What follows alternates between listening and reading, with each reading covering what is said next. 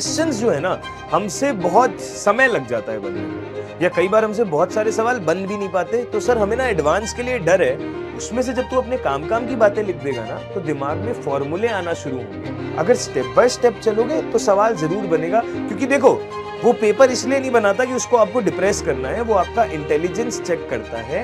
जनवरी attempt तक हर बच्चा advance को लेकर डरा हुआ होता है, पर जनवरी अटेम्प्ट के बाद ही असली बच्चे इस तरीके के सवाल और एडवांस के सवालों की प्रैक्टिस शुरू करते हैं।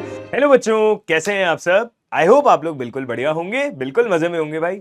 तो कैसी चल रही है यार तैयारी एग्जाम की? आई एम श्योर आप सबकी तैयारी बिल्कुल धुआंधार चल रही होगी, बट कुछ बच्चों का एक कंसर्न होगा कि सर पढ़ाई तो हमने करी है, तैयारी भी हमने करी है, बट क्वेश्चंस जो है ना हमसे बहुत समय लग जाता है बनने में, या कई बार हमसे बहुत सारे सवाल बन भी नहीं पाते। तो सर हमें ना एडवांस के लिए डर है कि हमसे क्वेश्चंस बन पाएंगे भी क्या, या कैसे क्वेश्चन को अप्रोच करें, ये थोड़ा दिमाग में नहीं बैठ रहा है। तो देखो यार, मैं आपको दो चार बातें बताने आया हूं, बस बहुत ज्यादा समय आपका लूंगा नहीं, है ना। जल्दी से इस वीडियो को रैप अप करूंगा, बट एंड तक सुनना, थोड़ी इंपॉर्टेंट बातें हैं। यार देखो, पहली बात तो एक सिंपल सी बात है कि जेई एडवांस के सवाल अधिकतम बच्चे ऐसे हैं जिनसे आसानी से नहीं बन सकते, बनते। इनफैक्ट मैं तुम्हें एक अंदर की बात बताऊं, बहुत सारे लोग जो आपको पढ़ाते हैं इंक्लूडिंग मी, कभी कभी हमसे भी ऐसा हो जाता है कि एक बारी में हमसे सवाल नहीं बनते।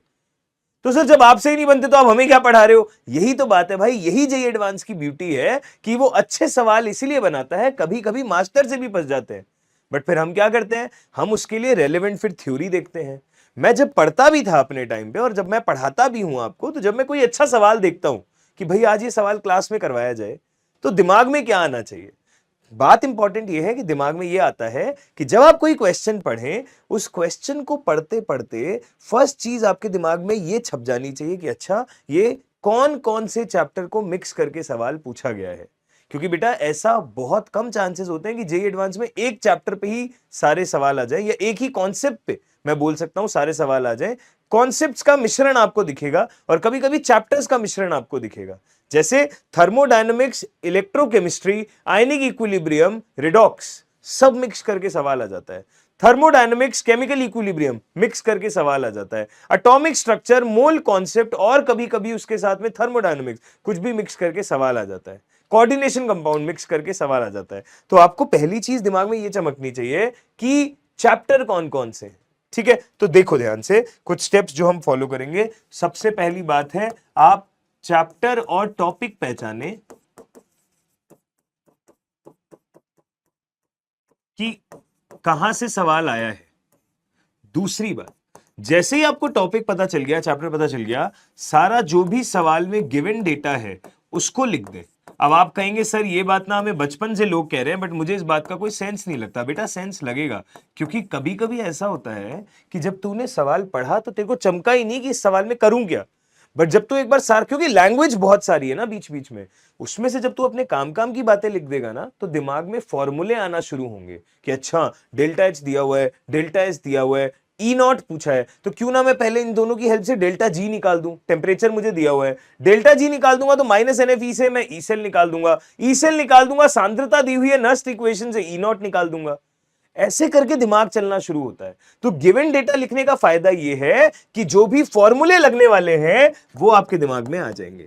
तो अब दिमाग में स्टेप बाय स्टेप चलो, सारे फॉर्मूले दिमाग में रखो, और अब क्या दिया है और क्या पूछा है उसके बीच का एक फ्लो चार्ट बनाओ। कभी भी सवाल को देखते ही सवाल पे टूटो मत। जेईई एडवांस में समय की ऐसी दिक्कत नहीं होती कि ज्यादा सवाल करके आने, जो करके आओ वो करेक्ट करके आओ। 50% पेपर भी अगर तुम सही करके आ रहे हो ना बिना नेगेटिव के, तुम्हारी बहुत अच्छी रैंक आ जाएगी। तो दिमाग में फॉर्मूले पता चल रहे हैं, दिमाग में ना एक फ्लो चार्ट बनाओ। ये मैं बोर्ड के पेपर के लिए भी बोलता हूं बच्चों को, और ये मैं हर अच्छे पेपर के लिए बोलूंगा, एक फ्लो चार्ट बनाओ। मतलब क्वेश्चन देखते ही सीधा उछलो मत कि मैं ये कर दूं, जो दिया है बेटा और जो पूछा है, एक दिमाग में एक फ्लो चार्ट बनाओगे। अच्छा पहले इससे ना ये निकाल के देखता हूं, फिर ना इससे ये करके देखता हूं, फिर ना इससे ये करके देखता हूं। ये इंपॉर्टेंट क्यों है? क्योंकि बेटा इसीलिए जब आप एडवांस की तैयारी करते हो तो क्लास में जो टीचर पढ़ाता है वो सीधा आपको एकदम टफ सवाल नहीं करवा देता। वो पहले आपको एक एक कॉन्सेप्ट के अलग अलग सवाल करवाता है, ताकि आपका अलग अलग कॉन्सेप्ट स्ट्रांग हो जाए, तब जाके आप कॉन्सेप्ट का मिक्सचर अच्छा कर पाओगे। फॉर एग्जाम्पल, अगर उसने आपको ई नॉट दे दिया है, उसने आपको ई सेल का डेटा दे दिया है, उसने आपको सेल रिएक्शन लिखने के लिए बोल दिया है, उसमें कहीं H प्लस आ रहा है, उससे उसने पेपर में पीओएच पूछ लिया है। मेरी बात ध्यान से सुनना, मैं लिख नहीं रहा हूं ये बातें, एग्जाम्पल दे रहा हूं। अब पीओएच पूछा है, ई सेल ई नॉट सब कुछ दिया है, तो तुम्हें दिमाग में यह आना चाहिए कि रिएक्शन में अगर कहीं पे H प्लस दिखाई दे रहा है, मुझे ई सेल का डेटा दिया हुआ है, मैं ई नॉट सेल लिख सकता हूं, ये सारी बातें मुझे गिवन है। और मुझसे पूछा है H प्लस रिएक्शन में, इसका डेटा नहीं दिया हुआ, मुझसे पूछा पीओएच है, तो अब दिमाग में ये प्रैक्टिस होगी ना, हर कॉन्सेप्ट अगर अच्छे से करा होगा, इंडिविजुअल प्रैक्टिस करी होगी, कॉन्सेप्ट टिप्स पे होंगे, तो तुम आसानी से सवाल कर पाओगे। जैसे मैंने एज ए स्टूडेंट ये सोचा कि भाई अगर पीओएच है तो मुझे ये पता है कि माइनस लॉग OH माइनस करके आंसर आएगा, पर OH माइनस पता करने के लिए मेरे पास हमेशा ये मेथड होता है कि H plus into OH minus को मैं KW के बराबर कर सकता हूं या 10 की घात -14 के बराबर कर सकता हूं। अब ये कैसे पता चले, उसके लिए ये पता करना पड़ेगा। इसके लिए मैं नर्स्ट इक्वेशन लगा सकता हूं, E cell is equal to E not cell minus 0.059 by n log Q। इसमें बाकी सांद्रताएं पता होंगी, H प्लस की वैल्यू निकालनी है, यहां से सॉल्व करके मैं निकाल लूंगा। फिर H प्लस आ जाएगा तो OH माइनस आ जाएगा, OH माइनस आ जाएगा तो POH आ जाएगा, है ना। उसको टफ करना होगा तो वो इनको निकालने के लिए भी कुछ और जुगाड़ आपको दे देगा।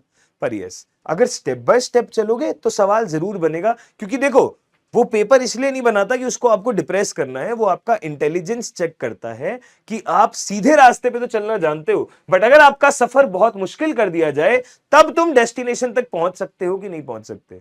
तो वो तुम्हें घुमाएगा चीजों में, बट आपको चीजों का सॉल्यूशन निकालना आना चाहिए। उसके लिए स्टेप बाय स्टेप एक दिमाग में फ्लो चार्ट बनाना बहुत जरूरी है। ठीक है, 1-2 मिनट लगेंगे, सवाल आपको समझ आ गया है, फ्लो चार्ट बनाइए, फिर सवाल को ट्राई करिए, सवाल आपसे जरूर बनेगा। एक और अच्छी बात, आपको समय बचाना है। कैलकुलेशन कभी कभी अजीब आ जाती है, हमें लगता है सर इस सवाल में तो बहुत कैलकुलेशन है। मैं मानता हूं कुछ सवालों में वाकई में कैलकुलेशन होती है, बट मैक्सिमम सवालों में कैलकुलेशन बहुत ज्यादा नहीं होती।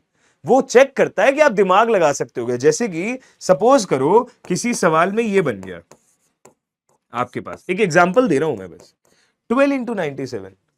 अब आप कह रहे हो अब सर इसको क्या करूं, मैं तो 100 मान के अप्रॉक्स भी कर देता, बट ऑप्शन बड़े नजदीक नजदीक है तो मुझसे गलती ना हो जाए। अब इसको तो मल्टीप्लाई करने लगोगे, पहले 2 से करोगे, फिर 1 से करोगे, फिर वो जोड़ोगे, सब करोगे, इतना टाइम नहीं है ना भाई। तो ये अपनी रूटीन प्रैक्टिस, जब घर पे प्रैक्टिस कर रहे हो ना, तो ऐसी प्रॉब्लम्स, ऐसी हर्डल्स को सॉल्व करना सीखो। हम जब क्लास में क्वेश्चन करते हैं, जब हम भी इस तरीके की ट्रिक्स यूज करते हैं, वहां से पकड़ो, बाकी प्रैक्टिस के साथ आएगी। जैसे इस चीज को अगर मैं ये लिख देता तो कितना आसान हो जाता, बताओ काम। ये माइनस करना आसान है या ये मल्टीप्लाई करना आसान है? मुझे एनी गिवन डे ये ज्यादा आसान तरीका लगता है। बाकी अगर तुमने अबैकस वगैरह करा हुआ है, तुम्हें ये मल्टीप्लाई करना मिनटों का काम लगता है, तो तुम ये कर लो, कोई दिक्कत नहीं है। हमारा काम जिंदगी आसान करना है। अब वो तुम्हारे तरीके से हो, मेरे तरीके से हो, जो तुम्हें बेस्ट लगे। तुम्हें लॉग की वैल्यूज ध्यान होनी चाहिए। जैसे इस सवाल को जब तुम सॉल्व करोगे तो ऐसा हो सकता है, मे बी ये कुछ ऐसा बन जाए, लॉग H प्लस अपॉन 10 की घात 5 इज इक्वल टू, ये सारे बाकी का सारा सामान तुम एक साइड ले जाके सॉल्व करके बैठ गए, ये बन गया। अब बच्चा पता है परेशान है, बच्चा पता है क्या कहता है, सर अब पता है क्या हो रहा है, दिक्कत ये हो रही है कि मुझे तो H प्लस बताना है, बट मुझे ये दिखाई दे रहा है कि ये तो कुछ ऐसा बन गया सर, H प्लस अपॉन 10 की घात 5 लॉग हटाऊंगा तो ये तो बन जाएगा ये।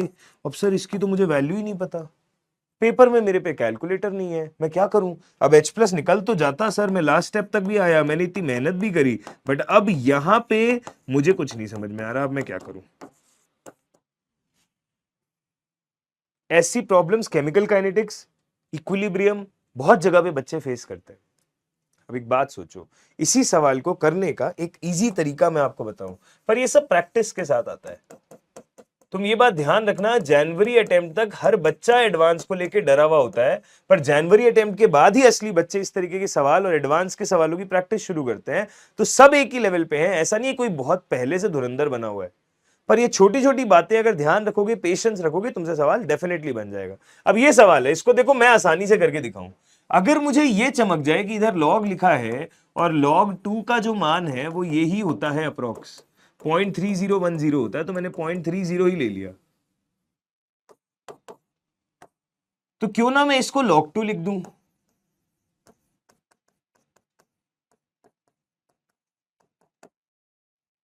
और अगर अब मैं कंपेयर करूं तो H प्लस की सांद्रता, ये देखो भाई, एक लाइन में आंसर है। अगर लॉग चमक जाए 0.3 तो फिर भी बच्चों को क्या पता चमकने लग जाता है, 0.47 लॉग 3 होता है, 0.69 लॉग 5 होता है, ये चमकने लग जाए ना तब बात बने। ठीक है, अगर यहां पे सिर्फ 2 लिखा होता सपोज करो तब तो फिर भी आसान था, 10 की पावर 2 कर देते, बट इस तरीके की वैल्यूज चमकने लग जाए, प्रैक्टिस होने लग जाए तो सवाल बहुत इजी बन जाएगा।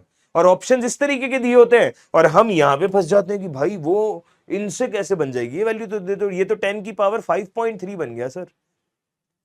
मुश्किल करना होगी ही मुश्किल, पर ये काम वही कर पाएगा जो बच्चा स्मार्टली पढ़ाई कर रहा है, जो छोटे छोटे फैक्ट जिनको हम एकदम फुद्दू मानते हैं ना तैयारी के टाइम, सर इन पे सवाल थोड़ी आता है सर, आप तो pH equal to minus log H plus पे सवाल कराने लग रहे हो, जबकि एडवांस में तो मिक्स सवाल आते हैं। पर वो मिक्स सवाल जब ही होंगे जब ये छोटे छोटे कॉन्सेप्ट स्टेप्स पे होंगे, तभी वो मिक्स सवाल बहुत अच्छा सवाल बन जाएगा। IUPAC पे कोई सवाल आ गया तो अब दिमाग में यही नहीं चमक रहा कि OH को प्रीफिक्स में क्या बोलते थे और सफिक्स में क्या बोलते थे, तो कैसे तुम सवाल बना के आओगे? OH और CHO में प्रायोरिटी किसको देते थे, कैसे सवाल बना के आओगे? कहने को IUPAC नॉमेनक्लेचर का सवाल है, बट क्योंकि बेसिक वाले सवाल ही नहीं करे, डबल बॉन्ड ट्रिपल बॉन्ड में किसको कब कैसे प्रायोरिटी देनी है, बेसिक ही नहीं करे, तो फिर तो सवाल टफ बन ही जाएगा ना ऑटोमेटिकली।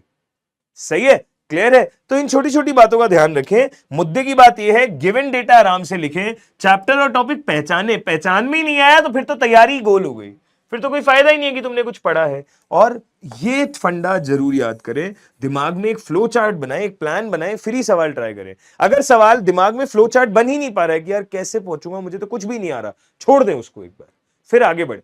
फालतू एनर्जी वेस्ट ना करेगी, सवाल देखते ही बस पेन पेन पेन चलाना जरूरी है, एक पन्ना पूरा काला कर दिया, पूरा भर दिया, समझा नहीं, समय भी चला गया, दिमाग भी खराब हो गया, फिर अगले पे जा रहे। हर क्वेश्चन से पहले बेटा प्लानिंग करो दिमाग में 2 मिनट की, कोई इतना तुम्हारा समय नहीं लेके जा रहा, कोई टाइम वेस्ट नहीं हो रहा। जो ये करेगा बल्कि वो एक्यूरेसी से सवाल करेगा, जो सीधा जंप मार जाएगा उसका तो खराब होना ही है मामला।